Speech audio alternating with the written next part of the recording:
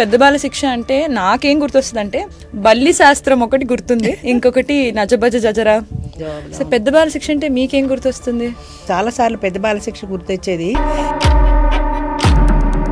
ఇంట్లో గొడవలు కానీ లేదంటే కొట్లాటలు కానీ తాగొచ్చి వాళ్ళని తనడం కానీ. నీకు కుక్క కావాలా నేను కావాలో తెలుసుకోండి, నాకు నువ్వు ఒక్కర్లేదు కుక్క కావాలన్నాడు, వదిలేశాడు, సంబంధం క్యాన్సిల్. అంటే ఏ విషయాల్లో అమ్మాయి కొంచెం సర్దుకుంటే బాగుంటుంది, ఏ విషయాల్లో అబ్బాయి సర్దుకుంటే బాగుంటుంది అనుకుంటున్నారు? ఎక్కడ తగ్గాలి ఎక్కడ పెరగాలి అనేది, అది అమెరికా ఇది ఇండియా, తేడా ఉంది కదా. ఎక్స్క్లూజివ్ పెద్ద బాల శిక్ష మన రాజీ పడని రాజేశ్వరి గారితో.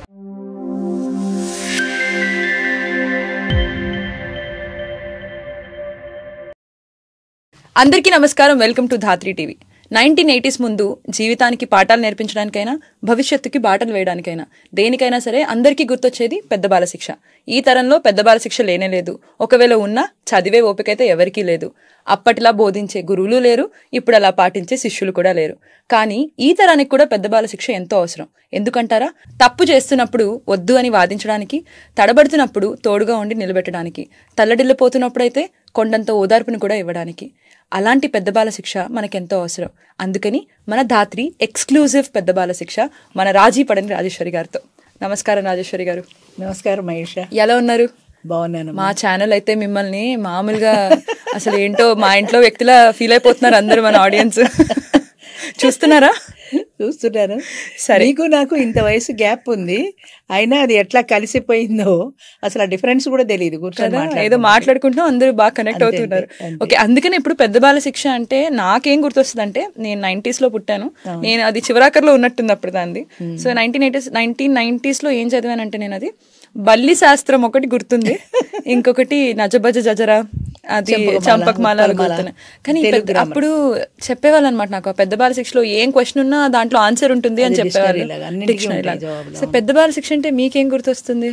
పెద్ద బాల శిక్ష అంటే చిన్నప్పుడు చదువుకున్నాము, అందులో ఆ అమ్మ దగ్గర నుంచి చివరి వరకు, అంటే ఇప్పుడు నువ్వు చెప్పిన నజబ జజరా కానీ, ముఖ్యంగా దిక్కులు నాకు చాలాసార్లు పెద్ద బాల శిక్ష గుర్తొచ్చేది. ఇప్పుడు మనకి తూర్పు పడమర ఉత్తరం దక్షిణం ఈ 4 తెలుసు, అది కూడా ఇంగ్లీష్లో ఈస్ట్ వెస్ట్ అలాగనే అంటాం. కానీ ఈ దిక్కులకి మధ్యలో కొన్ని మూలాలు ఉంటాయి, అది ఆగ్నేయము ఈశాన్యము ఉంటాయి సవా, అవి నాకు ఇప్పటికీ కన్ఫ్యూజనే, అవి నాకు గుర్తుండవు. పెద్ద బాల శిక్షలో ఆ వివరాలు అన్నీ ఉంటాయి. తూర్పుకి దీనికి మధ్యలో ఉంటాయి, ఇది ఈశాన్యము, ఇది ఉంటాయి, ఇలా ఆగ్నేయము అలా ఉంటాయి. అవి అసలు రోజులు గడుస్తున్న కొద్దీ మేము మర్చిపోయాం, అసలు ఇప్పటి జనరేషన్కి అవి తెలియదు కూడా. ఈవెన్ ఇప్పుడు బర్త్డేలు వచ్చాయనుకో, ప్రభవ విభవ ఇవన్నీ తెలుగు నక్షత్రాలు ఉండేవి, తెలుగు తిథులు ఉండేవి, అవన్నీ ఉండేవి. ఇప్పుడు మా పిల్లలకు కూడా వాళ్ళు ఎప్పుడు పుట్టారంటే వాళ్ళు డేట్ చెప్తారు తప్ప ఈ తిథులు తెలియవు వాళ్ళకు, అస్సలు తెలియవు. తిథులు తెలియవు, ఏవైనా మేము చూసి చెప్తేనే తప్ప. మా తర్వాత జనరేషన్కి అసలు ఇంక ఇవేమేమి ఉండవు, కంప్లీట్గా అన్నీ మర్చిపోయారు. అంచేత ఈ నాలెడ్జ్ అనేది పూర్వం తెలుగు మాత్రమే ఉండేది కాబట్టి మొత్తం తెలుగులో ఉన్నవన్నీ కూడా అలా అవపాసన పట్టినట్టు పెద్ద బాల శిక్షలో పెట్టేశారు. ఎవరికి ఏం తెలియపోయినా ఒకసారి పెద్ద బాల శిక్ష రివర్ చేసుకుంటే అయిపోతుంది. ఏ ఋతువులు, ఎన్ని ఋతువులు ఉన్నాయి, ఏ ఋతువులో ఏమేమి జరుగుతుంది అనేది, అలాగే తెలుగు నక్షత్రాలు, తెలుగు తిథులు, తెలుగు సంవత్సరాలు, తెలుగు మాసాలు, ఇలా ఇవన్నీ ఉండేవి. అప్పుడు మనకి ఇంగ్లీష్ లేదు. బల్లి శాస్త్రం ఎందుకుండేది? బలి శాస్త్రం కూడా, శాస్త్రాలు కూడా ఉన్నాయి అందులో అన్నిట్లో. అంటే ఇవి కూడా శతకాలు కూడా ఉంటాయి కదా, శతకాలు కూడా ఉంటాయి. బల్లిని ముట్టుకుంటే నెత్తి మీద పడితే ఆయి ప్రమాణము, భుజం మీద పడితే కలహము, ఇలా ఏవో ఉండేవి. ఆ బల్లికి ఒక నమ్మకం కూడా ఉండేది, అది నెత్తి మీద పడింది అనుకో, గౌబా వెళ్ళి ఆ పెద్ద బాల శిక్షలో చూసుకుంటే అందులో ఏముందో తెలుస్తుంది. అట్లాగే కంచి దగ్గర బల్లి బంగారం బల్లి, వెండి బల్లి అలా ఉంటాయి. అది వెళ్ళి ముట్టుకున్నట్టయితే ఈ బల్లి పడినా ఆ దోషం ఉండదని, అలా కంచి వెళ్ళిన వాళ్ళు తప్పనిసరిగా వెళ్ళి ఆ బల్లిని ముట్టుకొని వచ్చేవారు. ఇది గుర్తుంది నాకు, అందులో చదివింది. అవును, అలాగా బల్లి శాస్త్రం ఉంది. చాలా ఉన్నాయి శకునాలు, ముందుకెడితే ఎవరైనా ఎదురొస్తే, కట్టిపల్లలు శకునం వస్తే ఏం జరుగుతుంది, పూలు వస్తే ఏం జరుగుతుంది, ఇలా ఇవన్నీ కూడా ఉండేవి. సో పెద్ద బాల శిక్ష అంటే అది ఆల్ ఇన్ వన్, అన్నీ అందులోనే ఉంటాయి. మనకి తెలియదంటూ ఏముండదు, ఏం తెలియపోయినా ఒకసారి పెద్ద బాల శిక్ష రిఫర్ చేసుకుంటే సరిపోతుంది. సో ఇప్పుడు మా ధాత్రికి మీరే పెద్ద బాల శిక్ష అనమాట. అందుకని ఇప్పుడు మనం ఏంటంటే ఈ జనరేషన్ లో ఉన్న ప్రాబ్లమ్స్ కొన్ని డిస్కస్ చేద్దాం. ప్రాబ్లమ్స్ అన్న నేను కన్ఫ్యూజన్ అంటాను, అంటే మనకి చెప్పే వాళ్ళు లేరు, చెప్పినా వినేవాళ్ళు కూడా లేరు, మాకు కూడా లేదు. అది మేము ఒప్పుకోవాల్సిన విషయం. మాకేం తక్కువ అన్నట్టు ఉంది. కాబట్టి నాకు ఫస్ట్ ఉండే క్వశ్చన్ ఏంటంటే, ఇప్పుడు మనం ముందు జనరేషన్ లో ఆడవాళ్ళకి ఫినాన్షియల్ గా అంత ఇండిపెండెన్స్ లేకపోవడం వల్ల ఇంట్లో గొడవలు గానీ లేదంటే కొట్లాటలు గానీ తాగొచ్చి వాళ్ళని తనడం గానీ ఇట్లాంటివి చాలా చూసేవాళ్ళం కదా. ఇప్పుడు ఫినాన్షియల్ ఇండిపెండెన్స్ పెరిగింది మనకి, అంటే బాగా చదువుకుంటున్నారు ఆడపిల్లలు కూడా, ఈక్వల్ గా అయిపోతుంది. అంటే ఈక్వాలిటీ కోసం ఫైట్ చేసాం మనం ఒక జనరేషన్ అప్పుడు, కానీ ఇప్పుడు ఈక్వల్ గానే ఉన్నాయి. ఇప్పుడు కూడా ఎందుకు గొడవలు అవుతున్నాయి అంటారు? మెట్టు ఎక్కువే ఆడవాళ్ళ పైన ఉన్నారు, కింద లేరు చెప్పాలంటే.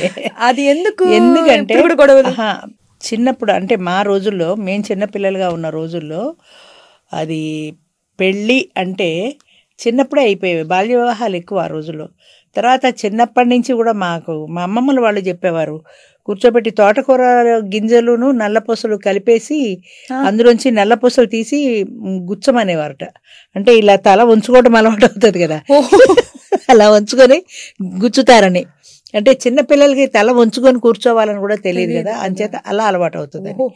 అది అయిపోయిన తర్వాత కార్యేషు దాసి, కరణేషు మంత్రి, భోజ్యేషు మాత, షట్కర్మైత్ర, కులధర్మపతిని అని 6 ఆపాదించారు స్త్రీకి. ఇవన్నీ ఈ లక్షణాలన్నీ ఉండాలి అని. కానీ ఎక్కడైనా చూడు మగాడు ఎలా ఉండాలనేది ఉందేమో, రామాయణంలో ఉంది కానీ అది మన రామాయణంలో ఉంది, కానీ ఇలాగా ఈ శ్లోకంలాగా ఈ పద్యం ఉన్నట్టుగా ఎక్కడా మనం చదవలేదు. అది రామాయణంలో ఉంది. నీకు ద్వాపర యుగంలో కృష్ణుడు కానీ, రామాయణంలో రాముడు కానీ, ప్రతి ఒక్క దాంట్లోనూ ఒక్కొక్క మెసేజ్ ఉంది.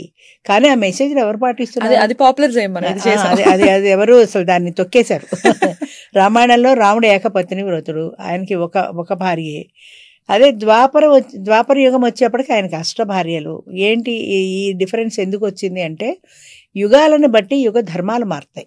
ద్వాపర యుగంలో ధర్మం వేరు, త్రేతాయుగంలో ధర్మం వేరు, కలియుగంలో ధర్మం వేరు. అలాగా ధర్మాలు మారుతూ ఉంటాయి. ధర్మాలు మారుతున్నప్పుడు ఆ కాలాన్ని బట్టి ఆ ధర్మాన్ని పాటించుకుంటూ వెళ్తారు. అంటే ఏ లిటిల్ బిట్ చేంజ్ ఉంది రాముల వారికి కృష్ణుడికి మధ్యలో. అలాగే ద్వాపర యుగానికి కలియుగానికి మధ్యలో చేంజ్ ఉంది. అప్పుడు భార్య చచ్చిపోతే మనకి కొన్ని దురాచారాలు కూడా ఉండేవి పూర్వకాలం. ఏది చితి మీద పెట్టేసి సతీసాగమనం లాంటివి ఉండేవి. అది దురాచారం అని తెలిసిన తర్వాత ఏదో రాజా రామ్మోహన్ రావు లాంటి వాళ్ళు కొంతమంది దాన్ని రూపుమాపడానికి కొన్ని సంవత్సరాలు కృషి చేశారు. నెమ్మదిగా అది మాసిపోయింది. ఆ తర్వాత ఇలాగే ఎన్నో కొన్ని దురాచారాలు, అంటే ఇప్పుడు భర్త చనిపోయిన తర్వాత భార్య బ్రతుకున్నా కూడా, ఒకప్పుడు అంటే చితిలో తగలేశారు, ఇప్పుడు తగలేయట్లేదు, కానీ బ్రతికున్నా కూడా ఆమెను ఎలా చూసేవాళ్ళు, మీరెవరు ఎరగరు, అలాంటి సీన్ చూడలేదు మీరు. ఆమెకి జుట్టు మొత్తం తీసేసేవాళ్ళు, గుండె తెల్ల పంచె కట్టేవాళ్ళు, జాకెట్ లేదు, సింగిల్ అనమాట. ఆ తెల్ల పంచె కట్టుకొని ఈ జుట్టు అంతా లేకుండా ఇలా గుండుతో, అంటే ఒక రకమైన వికృత రూపంతో ఉండాలి స్త్రీ. అంటే భర్త లేడు కాబట్టి పరపురుషుడు ఎవరు ఆకర్షించేలాంటి లక్షణం ఆ స్త్రీలో ఉండకూడదు. జాయింట్ ఫ్యామిలీస్ ఉండేవి ఒకప్పుడు. జాయింట్ ఫ్యామిలీస్ అంటే కొన్ని జనరేషన్స్ కలిసి ఉండేవారు, తాతలు తండ్రులు వాళ్ళ పిల్లలు, ఇలా అన్నదమ్ములు, అక్క చెల్లెళ్ళు, తోడుకోడళ్ళు అందరూ కలిసి ఉండేవారు. కాబట్టి ఇంట్లో ఇంకొక పురుషుడు ఈ స్త్రీని చూసినట్టయితే వాడికి మనోవికారం కలగకూడదు అనే ఉద్దేశంతో వాళ్ళు ఒక పూటే భోంచేసేవాళ్ళు. పొద్దున భోంచేసేవాళ్ళు, సాయంత్రం భోజనం లేదు. ఇంకా మనిషిలాగా కూడా లేదు, ఇంకా లేదు. చాలా అది చెప్పాలంటే వాళ్ళని ఇంకా బలవంతంగా బంధించినట్టే, ఇల్లు దాటి బయటికి వెళ్ళకూడదు. ఇంకా మా అమ్మగారు చెప్తూ ఉండేవారు చిన్నప్పుడు. మా అమ్మగారు రోజుల్లో స్త్రీలు 3 రోజులు బయట ఉండే పరిస్థితి వస్తే వాళ్ళకి వేరే ఒక గది ఉండేది, ఇంట్లో తిరగకూడదు వాళ్ళు. ఆ స్నానం చేసి ఇంట్లోకి వచ్చే సమస్య లేదు, 3 రోజులు వేరే ఉండాలి. ఆ 3 రోజులు కూడా వాళ్ళకి వేరే ఒక గది ఆ పేరు మీద ఉండేది, ఆ గదిలోనే ఉండాలి. వాళ్ళు బయట ప్రపంచాన్ని చూడకూడదు, సంబంధం లేదు బయట ప్రపంచంతో. వాళ్ళు భోజనం చేయాలంటే ఆకు ఎవరినైనా అడిగి తెచ్చుకోవాలి, కంచాల్లో తినకూడదు కదా, పనికిరాదు. అంచేత ఎవరినైనా ఎవరింటికైనా వెళ్ళి, అది రోజుల్లో అందరికీ అరటి చెట్లు ఉండేవి, ఒక అరటాకు కోసుకొని తెచ్చుకుంటే అరటాకులో వీళ్ళు అన్నం పెట్టేసి వెళ్ళిపోతారు. వెళ్ళిపోయాక ఆవిడొచ్చి కూర్చొని తినాలి. అంతంత కష్టాలు పడ్డారు ఆ రోజుల్లో.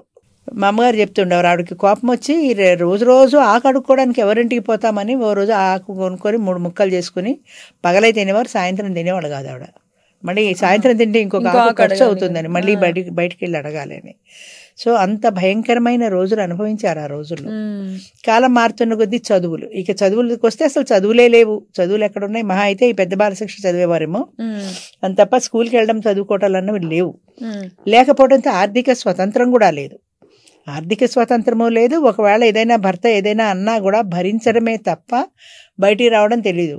నువ్వు సహనం ఉండాలమ్మా, భూదేవంత సహనం ఉండాలి ఆడదానికి, నువ్వు అలా తిరగబడకూడదు, నువ్వు అలా మాట్లాడకూడదు అన్న తర్వాత దీన్ని కూడా అంతే కాబోలు అని సహనంగా ఉండాలని వాడు ఉచిపుచ్చుకుని కొట్టినా భరించడం తప్ప రివర్స్లో తెలీదు. ఆర్థిక స్వతంత్రం కూడా లేదు కదా, నేను బయటకు వెళ్ళి నా బతుకు నేను బతుకుతాను, ఎలా బతకాలి? పుట్టింటి వారి సపోర్ట్ లేదు. నువ్వు వచ్చేసాయి మేము చూసుకుంటానులే అనే సపోర్ట్ పుట్టింటి నుంచి కూడా లేదు. చావో రేవో నువ్వు అక్కడ చావాల్సిందే తప్ప మా ఇంటికి రావద్దు అనేవాడు పుట్టింటి వారు కూడా. సో ఏ రకంగానూ కూడా ఈమెకి స్వతంత్రమూ లేదు, బయటకు వచ్చి బతికే ధైర్యమూ లేదు, ఫైనాన్షియల్ ఇండిపెండెన్స్ లేదు. సో ఫ్యామిలీలో అలా కొట్టినా తిట్టినా అలా పడుండడమే అలవాటు అయిపోయింది ఆడదానికి. తప్ప రైట్ అన్నది పక్కన పెడితే అలాగే ఉండేది, అంతకంటే వేరే మార్పు కూడా లేదు, అవకాశం లేదు, ఏ ఆడదానికి అవకాశం లేదు. అంచేత భరిస్తూ బ్రతకడం అలవాటు అయిపోయింది కాబట్టి అది ఏదో పితృస్వామ్య వ్యవస్థలాగా మగవాడే ఇష్టం వచ్చినట్టు వాడు పెత్తనం చేయడం ఉండేది. క్రమేపీ మా రోజులు వచ్చే టైంకి కొంచెం ఆడపిల్ల బయటకు వెళ్ళడం చదువుకోవటం వచ్చింది. ఆ చదువు కూడా మహా అయితే హై స్కూల్ వరకే చదువుకునేవారు, ఆ తర్వాత పెళ్లి చేసేసేవాళ్ళు. కొంతమంది హై స్కూల్ దాటి కాలేజీ దాకా వచ్చారు. రోజులు గడుస్తున్న కొద్దీ కూడా ఆడపిల్లలు కాస్త చదువుకు పేరు చెప్పి బయటికి రావటం, ఉద్యోగాలు చేయటం నెమ్మదిగా అలవాటైంది. కష్టం చూసారు కాబట్టి మారదలుచుకున్నారు. పేరెంట్స్ కూడా ఎంకరేజ్ చేశారు, వీళ్ళు చదువుకున్నారు, ఉద్యోగాలు చేశారు. అయితే చదువుకుని ఉద్యోగాలు చేసిన కొద్దీ మనస్తత్వాలు కూడా మారడం మొదలుపెట్టాయి. అంటే కాలం ఎప్పుడు ఒకేలా ఉండదు కదా, ఆ రోజుల్లో పడ్డారు కాబట్టి ఈ రోజుల్లో ఎందుకు పడాలి అని ఒక మాకు స్వేచ్ఛ ఉంది, మాకు స్వతంత్రం ఉంది, మాకు ఇష్టమైతే ఉంటాం, కష్టమైతే వేరే వెళ్ళి మా బతుకు మేము బతుకుతాం అనే ధోరణి ఆడపిల్లల మనసులో బాగా వచ్చేసింది. సో అది ఎలా మార్పు వచ్చిందంటే, అంటే ఒక మంచి కోసం చేస్తే దానికి సైడ్ ఎఫెక్ట్, మందులు వాడితే సైడ్ ఎఫెక్ట్ ఉన్నట్టు ఆడది చదువుకోవటం అవసరమే, కానీ ఆ చదువులు ఎక్కడి దాకా వచ్చాయంటే నీ లెక్కేంటి అనే ధోరణి వచ్చేసింది. ఉద్యోగాలు వచ్చిన తర్వాత ఫైనాన్షియల్ డిస్క్రిమినేషన్, మొగుడికి 40,000 జీతం అయితే ఆమెకి 50,000 జీతం అనుకో, నీకంటే నాకే జీతం ఎక్కువ, ఈ డిఫరెన్స్లు రియల్ లైఫ్లోకి ఎంటర్ అయిపోయాయి. ఈ డిఫరెన్స్తో సంబంధం లేకపోయినా రియల్ లైఫ్లోకి ఎంటర్ అయిపోయేవి. నీకంటే నేనే ఎక్కువ అన్న ధోరణి వచ్చేసింది. చదువుతో పాటు ఈగోస్ పెరిగిపోయాయి. ఈగో ప్రాబ్లం, విపరీతమైనటువంటి ఈగో ప్రాబ్లం ఇప్పటి జనరేషన్కి. నేను అనకూడదేమో కానీ విపరీతమైనటువంటి ఈగో ప్రాబ్లం. ఎక్కడ తగ్గాలి అనేది లేదు. నువ్వు ఒకటంటే నేను రెండు అంటాను, నువ్వు నన్ను ఒకటి కొడితే నేను నిన్ను రెండు కొడతా. ఈగో అంతే, ఇద్దరికి ఈగో ప్రాబ్లమే.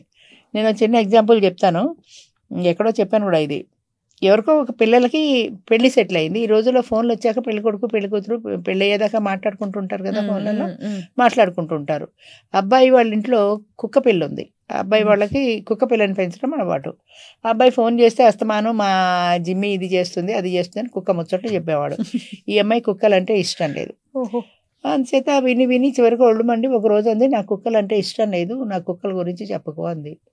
ఇష్టం లేదంటే ఎలా, రేపు పొద్దున పెళ్ళి అయితే నువ్వు ఈ ఇంటికే వస్తావు, ఇక్కడ కదా అన్నాడు. దానికి కోపం వచ్చింది ఆ మాట అన్నాడప్పటికి. నీ కుక్క కావాలా నేను కావాలా తెలుసుకో అంది. నాకు నువ్వు ఒక్కర్లేదు కుక్క కావాలన్నాడు, వదిలేశాడు. సంబంధం క్యాన్సిల్. అక్కడ ఏంటి, ఈగో ప్రాబ్లమే కదా.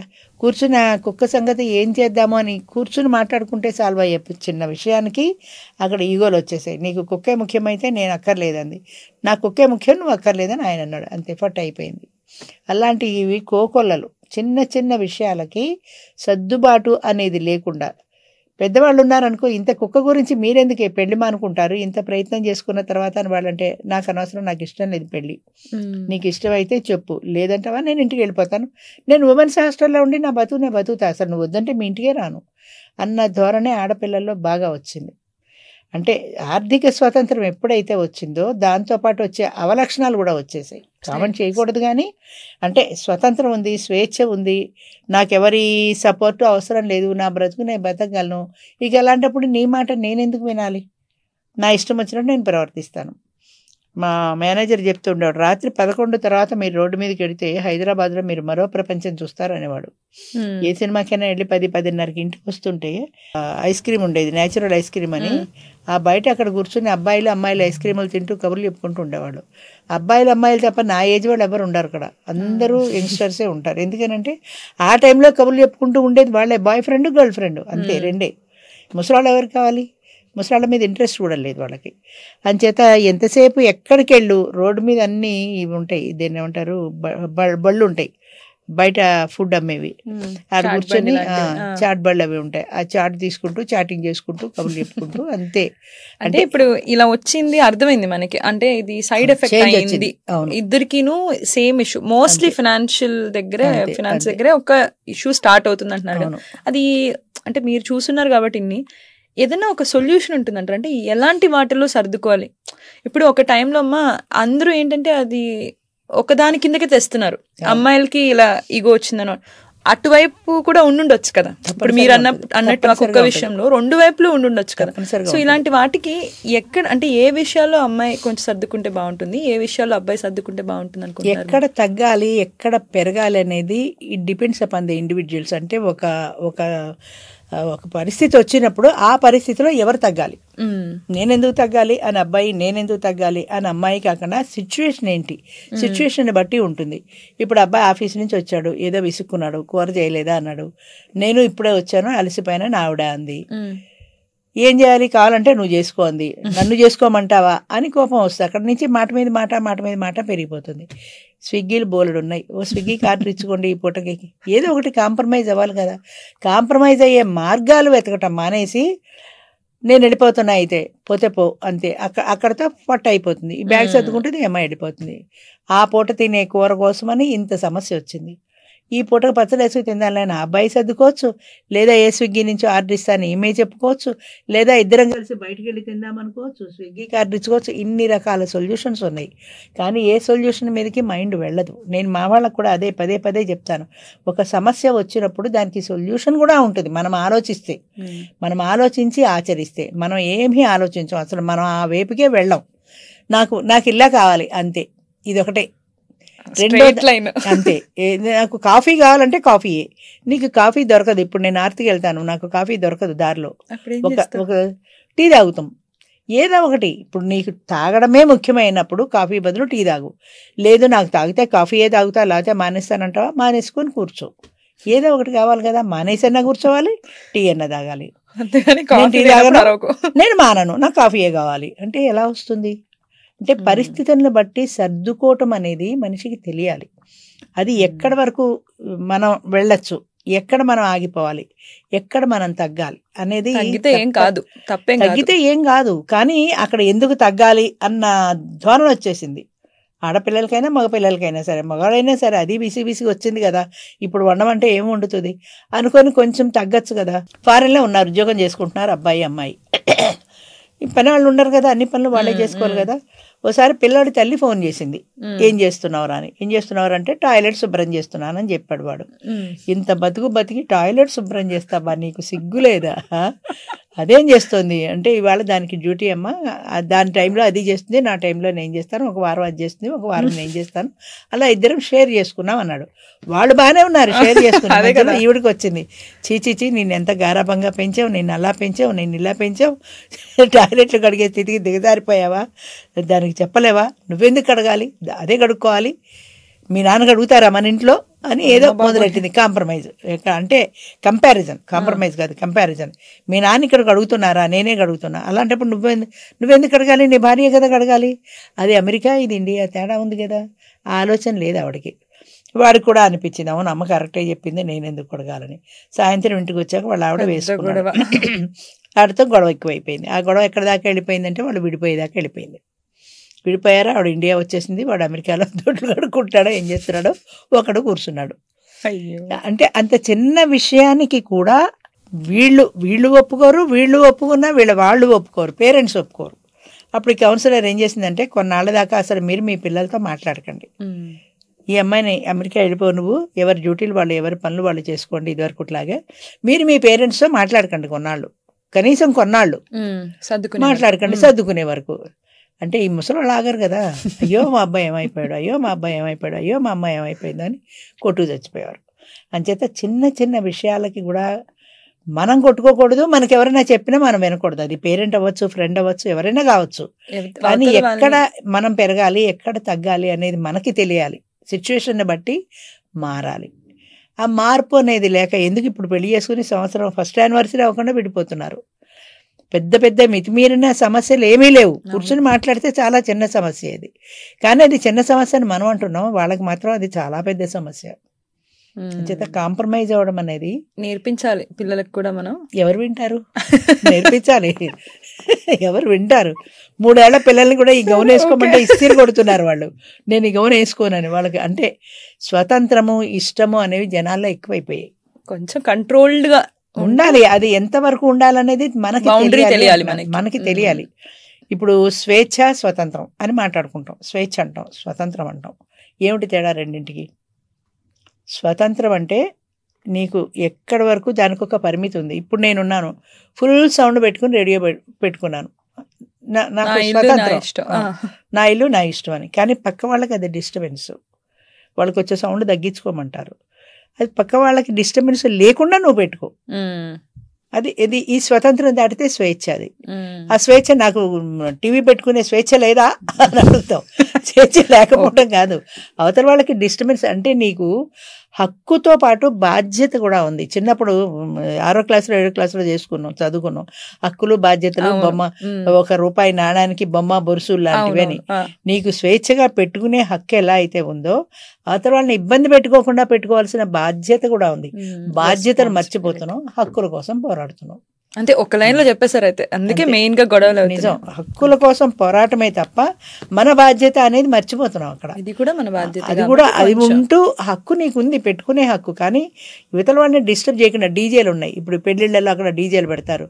చుట్టుపక్కల వాళ్ళు చెవుల్లో మూసుకున్నా కూడా నిద్ర ఆగదు. అది ఈ దీపావళి సామాన్లు ఉన్నాయి, ఏమి పేలుస్తారో అబ్బా. ఎన్ని తలుపులు వేసుకున్నా కూడా సౌండ్లు వినపడతానే ఉంటాయి. రాత్రి 1 గంట 2 గంటలు. అది దానికి ఒక పరిమితి లేదా? అతను వాళ్ళని డిస్టర్బ్ చేయకూడదన్న పరిజ్ఞానం ఉండాలి. ఇంకా అంటే మన బౌండరీ తెలియాలి.